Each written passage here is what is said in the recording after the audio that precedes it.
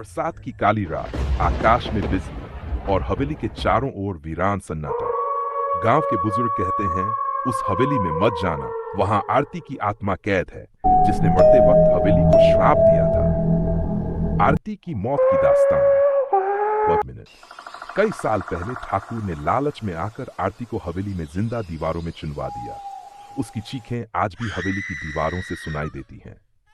मरते वक्त उसने कहा था, जो भी इस हवेली में आएगा वह मेरी तरह हमेशा यहीं कैद रहेगा।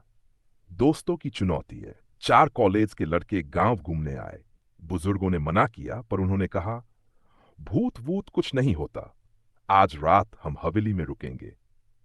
डर का पहला एहसास में रात होते ही हवेली का दरवाजा अपने आप चढ़ धड़ाम से बंद हो गया। जाले से ढकी दीवारें, टूटी खिड़कियां और टिमती लालटेन। पहला लड़का जैसे ही गलियारे में पहुंचा, एक पुरानी तस्वीर की आंखें खून रोने लगीं और तस्वीर से निकले हाथ ने उसका गला दबा दिया। खौफनाक सीन। ऊपर से उलटी लटकी औरत दिखाई दी। उसके लंबे बाल जमीन पर झूल रहे थे।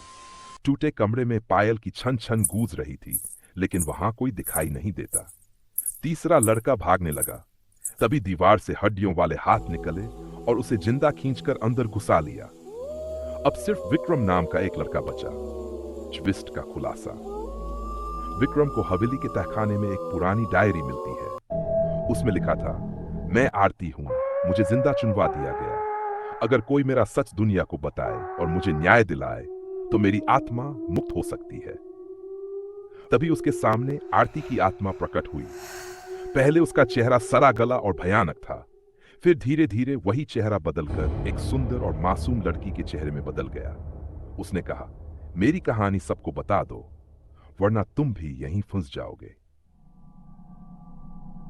विक्रम ने हिम्मत जुटाई। उसने दीवार से आरती की हड्डियां निकाली और गांव वालों को सच दिखाने गया। लेकिन गांव वालों ने विश्वास नहीं किया, बल्कि उल्टा उन्होंने विक्रम को पागल कहकर उसी हवेली में बंद कर दिया।